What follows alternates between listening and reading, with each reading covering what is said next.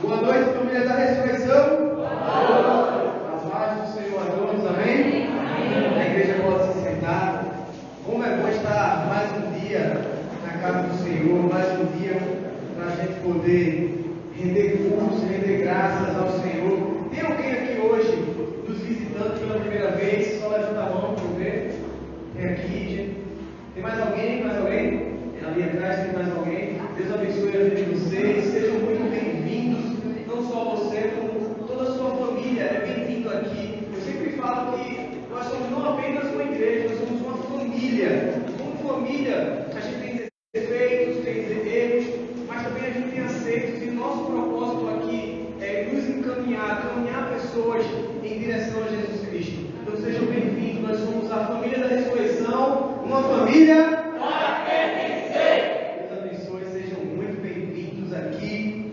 Deus tem algo a tratar no nosso coração nessa noite, irmão. O tema da nossa mensagem hoje é tratando o pecado. Tratando o pecado, eu convido você a abrir a sua Bíblia lá em Gênesis, capítulo 3, versículo 19, apenas a parte C desse versículo. Gênesis capítulo 3, versículo 19, lá no finalzinho. Você que está nos acompanhando agora pela sua casa, pelo Instagram, pelo YouTube, que Deus abençoe a sua casa, a sua família, e que essa palavra possa abençoar a sua vida. Se você ainda não é inscrito no nosso canal, se inscreve no nosso canal do YouTube, segue nossa rede social no Instagram, para que você possa ser abençoado sempre com a palavra do Senhor. Meu nome é Pedro, eu sou pastor aqui da igreja de Pombos, e a gente está junto nessa caminhada. Gênesis capítulo 3, versículo 19, a parte C do versículo, que é a parte final, diz assim: você é pó, e ao pó voltará. Estas são as palavras da salvação, e por elas a gente dá graças a Deus. Feche teus olhos no teu lugar, vamos orar. Senhor Deus, Pai, muito obrigado, Senhor. Muito obrigado, Pai, pela oportunidade, Senhor, de estar na Tua casa. Obrigado pela oportunidade de estar aqui vivo, com saúde. Muito obrigado pelo ar que estamos respirando, Pai, nessa noite. Nós não merecíamos nada disso, Pai, mas a Tua infinita misericórdia foi derramada e renovada sobre a nossa vida, Pai. Muito obrigado, Senhor, porque a Tua palavra ela já foi liberada, a Tua palavra que jamais volta vazia e hoje não será diferente, Pai. Que essa mensagem ela cumpra o propósito para o qual ela está sendo liberada nessa noite, que ela alcance o nosso coração, nossa mente e que haja transformação e mudança, Pai. Eu declaro com autoridade no nome de Jesus que se existe alguma distração, alguma preocupação, tentando roubar o que o Senhor quer fazer nessa noite, que caia por terra agora, no nome de Jesus. Que cada pessoa, Pai, esteja livre nessa noite para ouvir a Tua voz e responder ao Teu chamado, Senhor. Pai, que eu não te atrapalhe em nada nessa noite, que eu seja apenas um canal para trazer a Tua mensagem. Que o meditar do meu coração e falar da minha boca sejam sempre agradáveis na Tua presença. Ó rocha minha e redentor meu. É por isso que eu te oro e te agradeço. No nome de Jesus. Amém, amém e amém. Irmãos, ontem a gente iniciou o período da Quaresma, que a gente chama da quarta-feira de cinzas, que muita gente, de maneira errada, correlaciona apenas com o carnaval, e não tem nada a ver com o carnaval. A quarta-feira de cinzas está relacionada à Quaresma, a esse período de 40 dias de preparação para o maior ato de amor que a terra já viu, para o maior ato de amor que é o sacrifício de Jesus Cristo lá na cruz. Quando a gente fala, remete às cinzas, se você olhar no Antigo Testamento, a cinza ela sempre remetia a um sinal de constrição, de luto, de arrependimento. Você vai ver o povo de Israel sempre quando acontecia algo, algum luto, ele rasgava as vestes, jogava pó na cara, cinza na cara, em sinal de constrição, de luto e de arrependimento. É essa a ideia que traz a quarta-feira de cinza, lembrando do maior ato de amor e sacrifício que foi entregue a Jesus. É 40 dias de preparação. E o número 40 sempre fala muita coisa. Quando Deus quer fazer algo na nossa vida,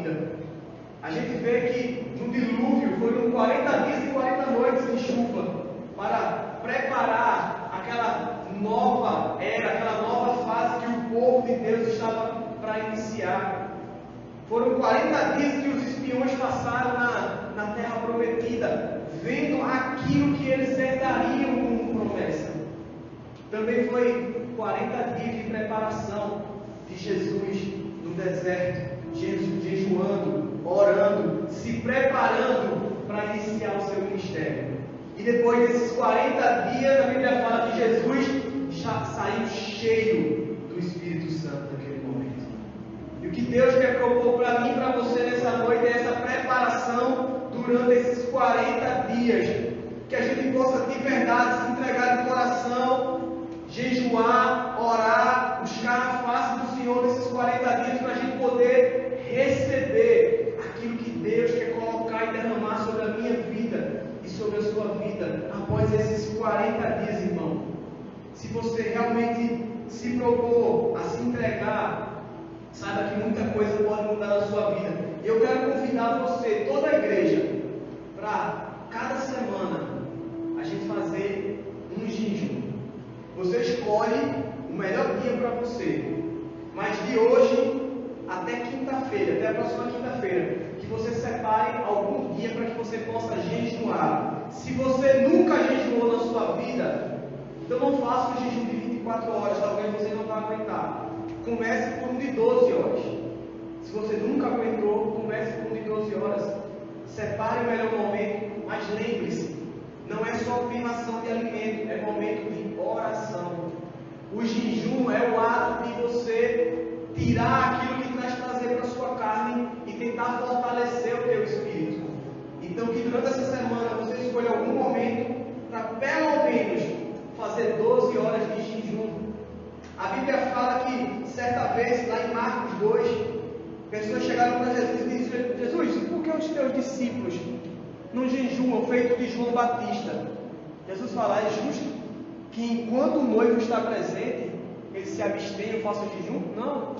Vai chegar o momento que o noivo vai ser retirado, e aí sim jejuarão. Veja só, não é uma sugestão de Jesus, está dizendo: olha, quando eu for embora, aí sim eles vão jejuar. Jesus não está dizendo, se eles quiserem, eles façam jejum. Não é uma sugestão, é um direcionamento. Jesus direciona eu e você a fazer o jejum. Jesus ele fala que o jejum é fundamental para a nossa vida cristã. Foi por isso que os discípulos alguma vez não conseguiram expulsar o demônio. Jesus fez: olha, existem certas castas que só saem com jejum e oração. Eu e você, nós precisamos ter uma vida diferenciada, uma vida de oração, uma vida de jejum. E é incrível, irmão, tem gente que é cristão, sei lá, 2, 3, 4, 5 anos e nunca fez um jejum. Nunca fez um jejum. Algo que é fundamental. Assim como oração para a nossa vida, assim também é o jejum. Também, se você quiser fazer, pode fazer jejum de coisas que você gosta, sei lá, jejum do Instagram, passar um dia, 2 dias sem ver Instagram, sem ver WhatsApp, pode também, não tem problema. Mas o ideal também é que você faça de alimento, privação de alimento, só na água, 12 horas, 24 horas, mas durante a semana que você realmente se disponha a fazer isso. E nessa noite nós vamos tratar sobre o pecado. Nós vamos tratar sobre aquilo que nos afasta da presença de Deus. Deus ele fala isso para Adão, ele diz: olha, você veio do pó, e do pó você vai voltar. Depois que Adão e Eva haviam pecado contra Deus. Depois de Adão e Eva ter escolhido Deus, eu prefiro escolher o meu caminho. Porque Deus também fala: você pode fazer tudo o que você quiser aqui, só não pode comer da árvore do conhecimento do bem e do mal. E a cobra falou para Eva: na verdade é que Deus quer que você não seja como ele. Deus não quer revelar o que é bom para você. Mas o que a gente tem que entender é que Eva e Adão já estavam vivenciando o que era bom, já estavam vivenciando o que era bem, o bem. Eles não conheciam o mal. E através do pecado eles vivenciaram e conheceram o mal que a cobra quis trazer. E é por causa disso que Deus fala: por causa disso vocês vieram do pó, e do pó vocês vão voltar para lá. Por causa das suas escolhas, da sua decisão. Porque o pecado é isso, é uma decisão deliberada de se afastar de Deus. Pecado a gente fala que é errar o alvo. É você errar o direcionamento ou aquilo que Deus quer para a sua vida. E a gente vai tratar algo sobre o pecado nessa noite. A gente vai usar a figura de Pedro. Quando Jesus fala lá na última ceia que estava com ele, Jesus diz assim, em Lucas 22, versículo 31 e 32, diz assim: Simão, Simão, Satanás pediu vocês para peneirá-los como trigo. Aí Jesus responde: mas eu orei por vocês para que sua fé não desfaleça. E quando você se converter, fortaleça os seus irmãos. O que é que Jesus está falando para Pedro aqui, irmão? Jesus está dizendo: olha, Pedro, Satanás pediu para começar a tentar a vida de vocês. Satanás quer testar vocês. E o que é que eu estou fazendo? Permissão concedida, Pedro. Eu só vou orar para que a sua fé não desfaleça, para quando você se converter, você ajude os seus irmãos. Jesus está dizendo: olha, vai ter tentação, Pedro, vai ter dificuldade, mas você não vai estar só. Eu estou orando para que sua fé se fortaleça e você possa resistir essa tentação. Entende, irmão? Ser tentado não é pecado, mas o próximo passo depois da tentação é esse sim. Porque Jesus, a Bíblia fala que ele foi tentado durante os 40 dias. Se fosse pecado, Jesus tinha pecado e ele nunca pecou. Então, ser tentado, irmão, não é pecado. Só que eu e você, nós precisamos entender que existem alguns estágios da tentação antes que ela surja e transforme em pecado. O que eu acho mais interessante é que lá em Tiago, capítulo 1, versículo 14 e 15, Tiago 1, 14 e 15 diz assim: cada um, porém, é tentado pela própria cobiça ou vontade, sendo por este arrastado e seduzido. Então a cobiça, tendo engravidado, dá a luz ao pecado. E o pecado, após ter sido consumado, gera morte. Tiago está falando: você é tentado pela sua própria vontade, por aquilo que está no teu coração. É isso que você vai ser tentado. Mas quando você consumar a tentação, aí sim o pecado nasceu. E o pecado, o salário do pecado é a morte. Então você é tentado naquilo que você gosta. Mas por isso que Satanás sabe. Satanás não vai te tentar com algo que não é o teu desejo ou a tua vontade. Ele sabe justamente quais são as suas fraquezas. Ele sabe para onde é que o seu olho olha. Ele sabe o que você gosta. E é por isso que a gente tem que estar em estado de alerta e saber que existem alguns estágios da tentação. O primeiro estágio, talvez você vai se reconhecer em algum dele, é o estado da excesso de confiança. Veja que o versículo fala, lá em Lucas 22, versículo 33, diz assim: mas ele respondeu, isso é Pedro respondendo para Jesus: estou pronto para ir contigo para a prisão e para a morte. Excesso de confiança. Pedro achava que se conhecia. Quando Jesus falou para ele que todo mundo ia abandonar ele, Pedro fez: Jesus, eu estou pronto. Eu estou contigo para morrer, para ser preso, para o que der e vier. Eu estou aqui contigo, eu não vou abrir da parada não. E a gente sabe o que é que aconteceu. Porque Pedro achava que se conhecia. Pedro achava que era bom. E muitas vezes é assim que você está se achando, irmão. Você está se achando autossuficiente. Você está se achando muito forte que você não vai trair. Você está achando que você resiste a essa tentação. Você diz: não, pastor, eu estou forte. Tem problema não eu estar ali naquele bar não. Tem problema não eu ir para aquela festa não. Eu sou o cara. Eu não vou cair não. Não tem problema não, pastor, assistir aquele filme. Oxi, que besteira. Cuidado com a tentação, irmão. Porque é ela que vai gerar morte depois de consumada. E muitas vezes é isso que tem derrubado muita gente, o excesso de confiança. E é por isso que lá em 1 Coríntios 10, 12, Deus fala assim: portanto, aquele que pensa que está de pé, é melhor ter cuidado para não cair. Veja o que Deus está falando: aquele que pensa estar de pé, na verdade você não está de pé, porque você é fraco, você não é forte. Mas se você pensa que você está de pé, então cuide para que você não caia. Vigie, ore, jejue,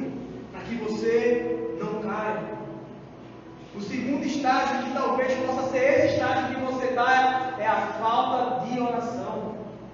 Lucas 22, 45 diz assim: quando se levantou da oração e voltou aos seus discípulos, encontrou-os dormindo, dominados pela tristeza. Esse é o episódio que Jesus fala no Getsemane e manda eles ficarem lá orando. Quando Jesus vai e volta, estavam todos dormindo. Falta de oração. O grande problema é que a tentação sempre vai ser algo que está dentro do teu coração. Você sempre vai ser tentado naquilo que é fazer a sua vontade. Mas entenda que o melhor remédio, a vacina contra esse pecado, é fazer a vontade de Deus. Porque ser tentado, você sempre vai ser tentado a fazer a sua vontade.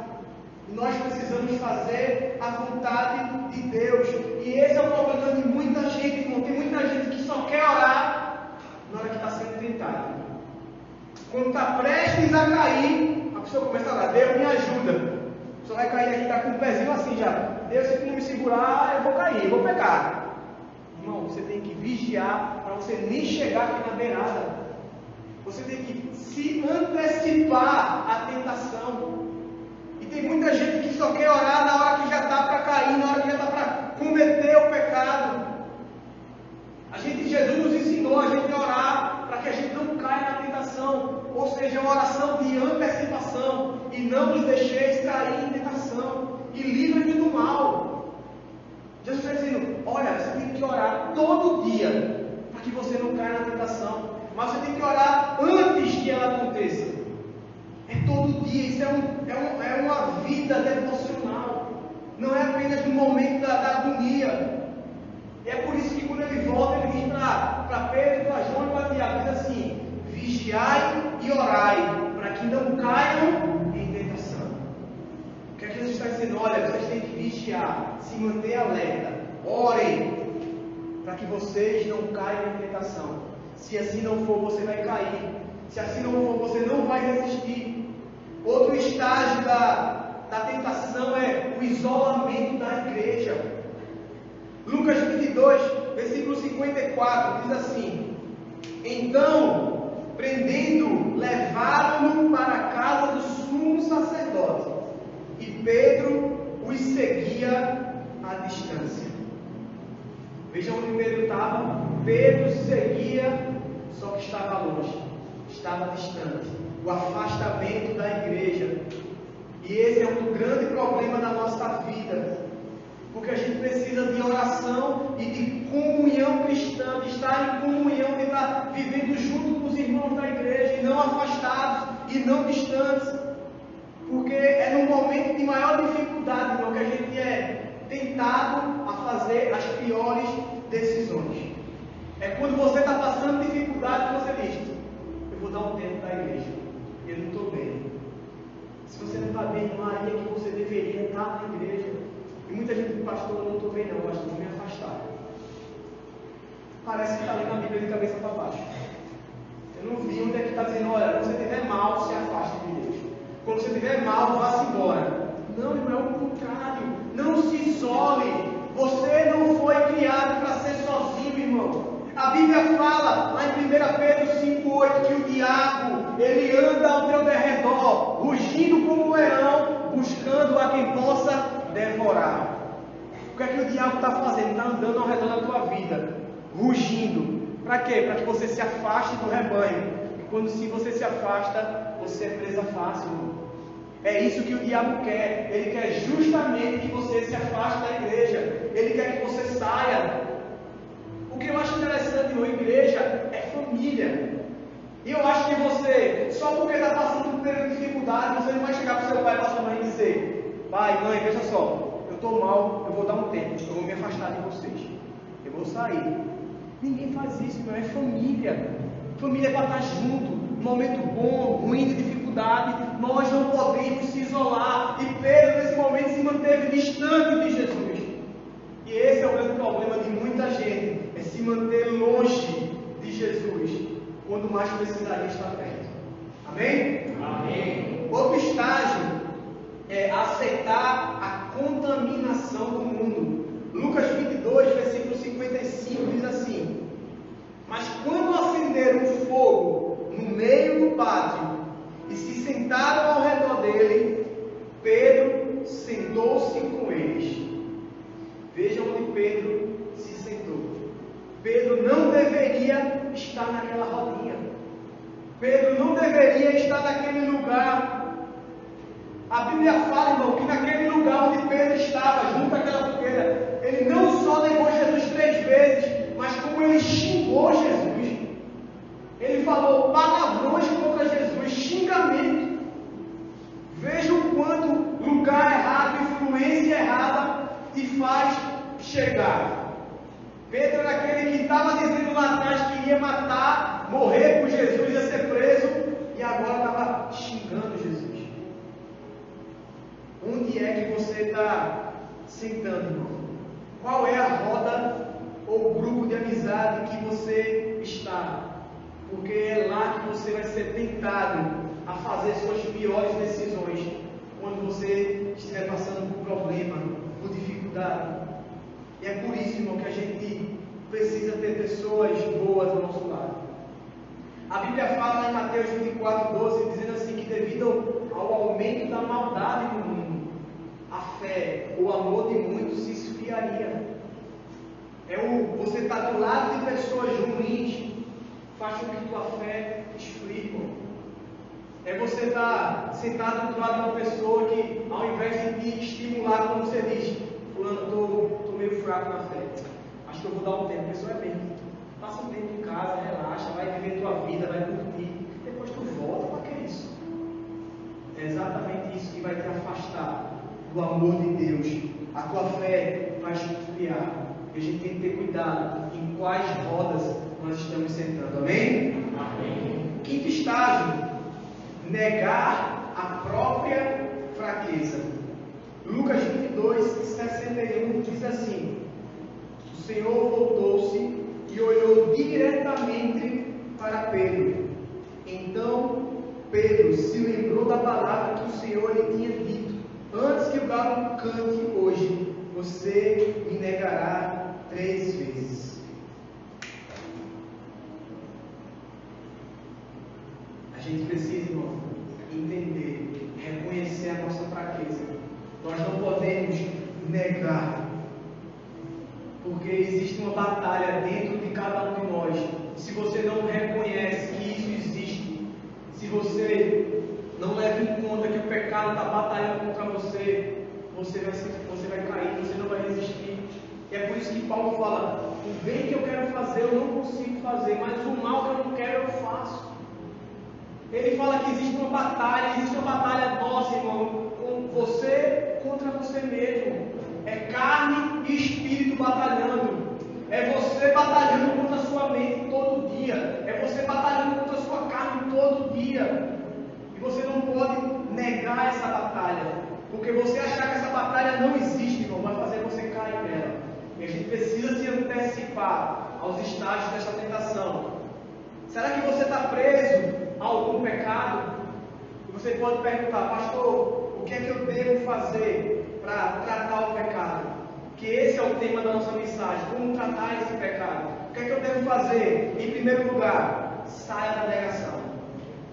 Saia da negação. Pedro, ele reconheceu o seu pecado. Foi necessário ele reconhecer que pecou. É necessário você abandonar o lugarzinho de vítima. O grande problema é que muitas vezes a gente só quer ficar com o vitimizado da história.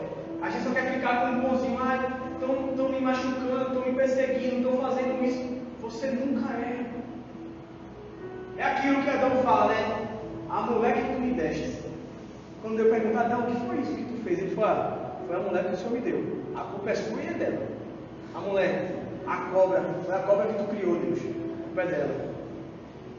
A gente tende, irmão, a terceirizar a culpa pelas coisas. A gente nunca quer assumir o lugar de culpa. O problema do seu casamento sempre é o seu esposo, ou sempre é a sua esposa. O problema da sua casa sempre é o seu pai ou sua mãe, nunca é você. Você precisa sair do lugar de negação. Você tem que se reconhecer, assumir a sua culpa. É por isso que a Bíblia fala: Você consegue ver o cisco no olho do seu irmão, mas não vê a trave que está no seu. Porque enxergar o erro das pessoas é muito fácil, mas reconhecer o seu pecado é muito difícil. E você ficar no lugar de vítima ou de acusador é muito bom, porque esconde os seus pecados. Quando você mostra o foco, a Marcela está fazendo errado, tira você do foco. E a gente precisa reconhecer o nosso pecado, porque ver o pecado do outro é muito fácil, mas o desafio, o chamado de Deus é você ver o seu próprio pecado. É por isso que Natan foi confrontar Davi, e para que ele reconhecesse o seu pecado, foi necessário ele colocar na história de outra pessoa. Veja que coisa incrível, irmão. Davi tinha adulterado com Betseba, a mulher tinha engravidado, ele tinha mandado matar o marido da mulher, que até aquele momento ele não tinha reconhecido que ele tinha feito coisa errada. Veja que coisa incrível. O cara fez tudo de errado, um desmantelo só, e o cara não reconheceu que pecou. Foi necessário Natan chegar e dizer: olha, Davi, tem um cara aqui que tinha uma ovelhinha, ele amava, ele dormia agarrado com essa ovelha. E tinha um cara aqui muito rico, cheio de ovelha. Chegou gente para visitar na casa dele. Sabe o que ele fez? Pegou a ovelhinha daquele cara, matou e serviu na festa. Davi, esse cara morre hoje. Ele falou: ó, meu rei, esse cara é o Senhor. Foi você que fez isso com Betseba, a mulher de Urias. Foi necessário ele contar uma história para Davi se reconhecer. E depois que Davi se reconhece, lá no Salmo 51, 4 e 5, ele diz assim: pequei contra ti somente, e pratiquei o mal que tu reprovas, Senhor. Portanto, justa é a tua sentença, incontestável a julgar-me condenado. Reconheço que sou pecador desde o meu nascimento, sim, desde que concebeu minha mãe. É necessário que você saia do lugar de negação, se você quer se limpar, se você quer tratar o pecado na sua vida. Amém? Amém. Segundo lugar, arrependa-se completamente. Nós precisamos se arrepender. Não é apenas sentir remorso, não é se arrepender do fundo do nosso coração. Essa foi a diferença de Judas para Pedro. A Bíblia fala que Pedro se arrependeu, chorou amargamente e não voltou mais a cometer aquilo que ele tinha feito, que era negar Jesus.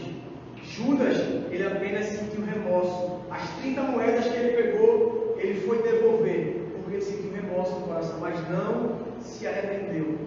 Lá em 2 Coríntios 7, 9 diz assim: a tristeza, segundo Deus, produz um arrependimento que leva à salvação e não a remorso. Mas a tristeza, segundo o mundo, produz morte. É necessário que eu e você, quando a gente pegue, que a gente tenha no nosso lugar, que a gente se arrependa. A Bíblia fala que diz que quando você se arrepende genuinamente, você não volta mais lá atrás. Você abandona o pecado. É isso que Provérbios 28, 13 diz: quem esconde os seus pecados não prospera, mas quem os confessa e os abandona encontra misericórdia. Quem é que encontra misericórdia, irmão? Quem confessa e abandona. Quem se arrepende genuinamente. É esse que alcança a misericórdia. Se você quer tratar o seu pecado, saia do lugar de negação, se arrependa verdadeiramente. Em terceiro lugar, confesse o seu pecado. A Bíblia fala em 1 João, capítulo 1, versículo 9, diz: se confessarmos os nossos pecados, Ele é fiel e justo para nos perdoar todos os pecados e nos purificar de todas as impurezas. É necessário abrir o nosso coração. É necessário reconhecer que nós somos pecadores, que nós somos falhos. Salmo 32,5 diz assim: então reconheci diante de ti o meu pecado e não encobri as minhas culpas. Eu disse: confessarei as minhas transgressões ao Senhor e tu perdoaste a culpa do meu pecado. É necessário você confessar, chegar diante de Deus e mostrar que você está arrependido, confessar e também ter pessoas que você possa confiar para abrir seu coração. Saiba que o perdão pelo pecado vem quando você se arrepende e abandona e quando confessa a Deus, mas a cura só vem quando você confessa uns aos outros. Então tem vezes que você se arrepende pelo pecado, mas você não consegue se libertar. Por quê? Porque você precisa ser curado. Lá em Tiago, capítulo 5, versículo 16, diz assim: portanto, confessai vossos pecados uns aos outros e orai uns pelos outros para seres curados. A súplica de uma pessoa justa é muito poderosa e eficaz. Então é necessário que você confesse para alguém aquilo que você não está conseguindo vencer sozinho, que você confesse para o seu líder, confesse para o seu pastor, abra o seu coração. Porque quando você confessa para alguém aquilo que você batalha, a primeira coisa que é quebrada é o teu orgulho. Porque quando você só confessa para Deus é muito fácil, é você e Deus, irmão. Mas quando você confessa para alguém, você sai do teu altar, você sai do seu pedestal. Você mostra, olha, eu não sou aquele santo que você pensava que eu era. Eu não sou aquela pessoa tão boazinha que você pensava que eu era. Eu faço isso, isso e isso, e eu preciso de ajuda. E Deus quer primeiro tratar o nosso orgulho para que Ele possa curar algumas feridas, algumas coisas que você não consegue vencer sozinho. E se você quer tratar o seu pecado, saia da negação, arrependa-se verdadeiramente, confesse seu pecado. Quarto, confie na graça de Deus. Irmão, Pedro foi chamado para encontrar Jesus após a ressurreição. Depois dele ter negado, depois dele ter desistido, Jesus fala: olha, chama Pedro, avisa Pedro que eu ressuscitei, eu quero falar com ele. Jesus estava dizendo: olha, aquilo que você fez, Pedro, não acabou com o teu chamado, não acabou com a sua história. Deus estava dizendo para ele, Jesus estava dizendo para ele: olha, o que define você não é o seu pecado, não é o seu erro que te define. O que te define é quem você é filho, você é amado, e eu te perdoo. Mas o teu chamado, a tua história continua. Isso é graça. Veja que coisa interessante, irmão. Graça é receber o que eu não mereço. Misericórdia é não receber o que eu merecia. Vou falar de novo para você entender. Graça é receber o que eu não mereço. O que é que eu não mereço que eu recebo como graça? A salvação. Nós não merecemos a salvação. Ela é de graça, nós não merecemos. E a misericórdia é não receber o que eu merecia.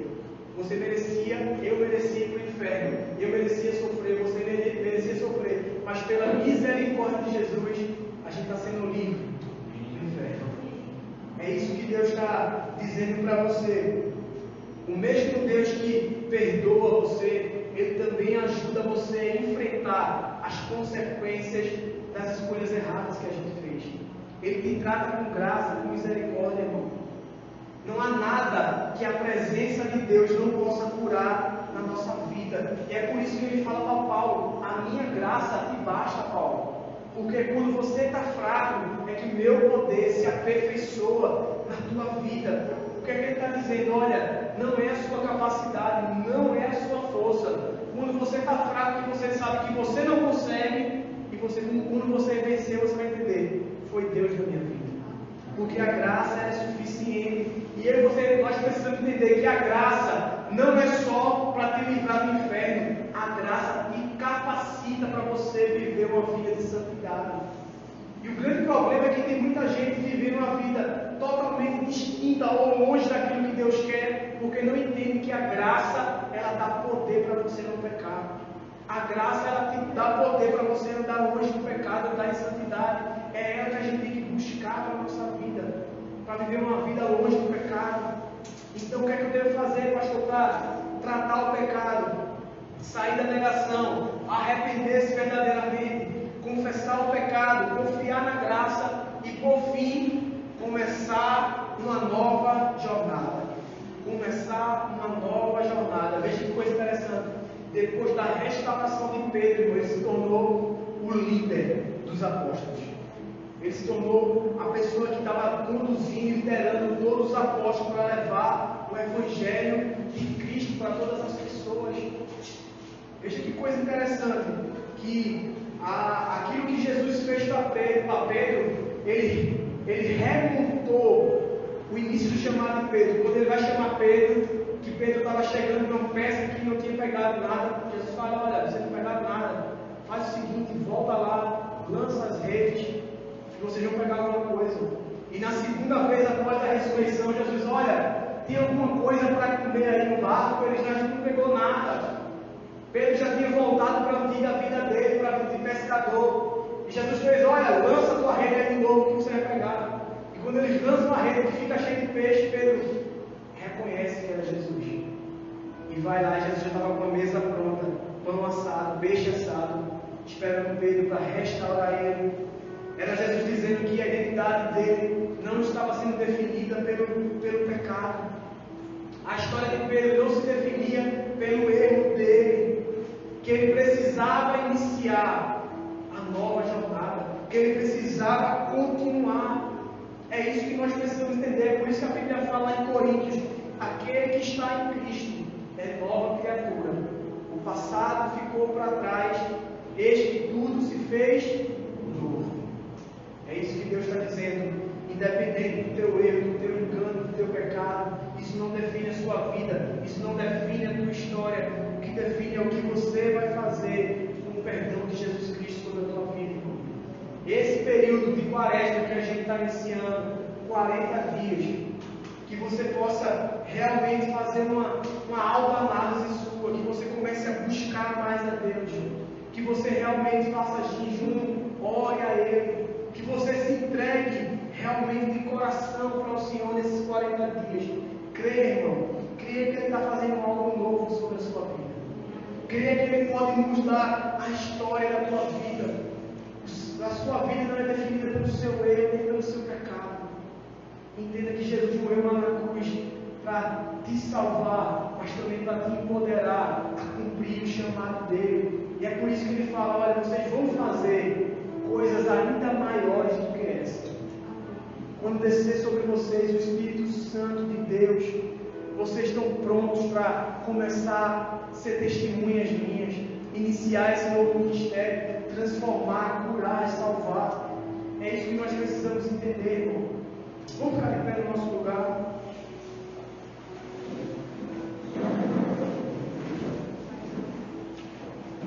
O louvor pode vir.